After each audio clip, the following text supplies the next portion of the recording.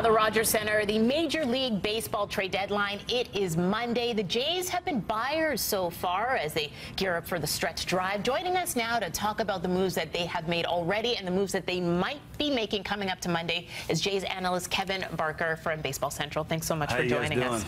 Great. A little bit nervous going into this weekend. I mean, I think the thing that everybody wants to know is this new right fielder, Melvin Upton Jr., does that spell the end for Jose Bautista? Well, let's back it up a little bit. He's not the new right fielder. Okay. He's a fill-in guy. He's a fourth outfielder. He's going to play against lefties. He's a extra defensive person. He is very good on the defensive side of the ball. He's speed, which the Blue Jays don't have a lot of. He can come off and pinch run late in games, steal you a base that way. Let's understand Jose Bautista is the right fielder for the Toronto Blue Jays. Now, 2017, who knows what that's going to be like. But as of 2016, the rest of the season, that's Jose Bautista's job. And speaking of Jose Bautista, do you think that there is a chance that he could go and by Monday, if there's a chance that he could be traded? Yeah, I don't really think that's capable of happening, just because, you have to look on both sides. Say the Nationals. I know the Nationals obviously, I guess, have called and asked about Jose Bautista. If you're a GM of any team, you're calling all these teams wanting the best on that team. Jose Bautista, as you can see, has been a pretty good player for the Toronto Blue Jays. So why wouldn't you call and maybe catch lightning in a bottle and somebody say, yeah, we'll give it to you for this guy, that guy, and maybe get him for nothing?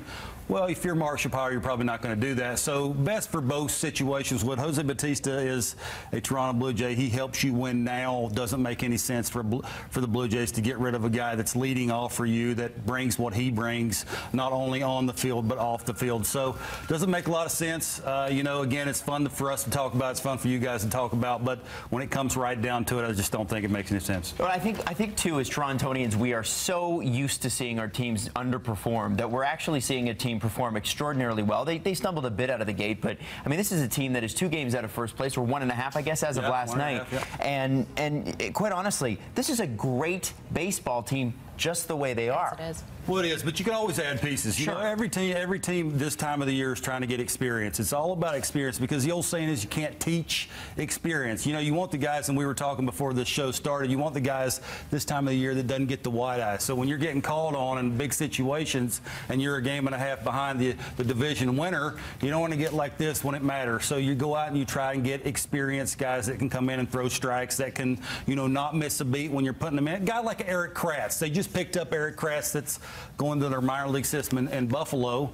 That's a guy that can just come right up and fill in. Give Russell Martin a day off and sort of just fill in. You don't miss a beat. The guys like that, that's everybody's looking for, and it's hard to find, because not only are the Blue Jays looking, but everybody else is looking. So that's why it makes it a lot of fun to watch how GMs and presidents go about going different ways. When it comes to pitchers, Aaron Sanchez, so this is the big question now, whether or not he's going to be put in the bullpen. What do you think is going to happen? Well, Ross Atkins, the general manager for the Blue Jays, have basically said it's going to happen. I know everybody goes, oh, you don't want a guy that's 11-1 up for the Cy Young in the American League, probably one of the best pitchers in baseball, not only the American League, to go to the bullpen. But again, you have to look at it this way. This is the way I look at it. Mark Shapiro and Ross Atkins are not coming out going, let's make our team worse by taking our best pitcher out of the starting rotation. No, the way I look at it is, that's your future. Aaron Sanchez is your future. He's the one you're going to hang your hat on every day or every 5 days come 2017 and on.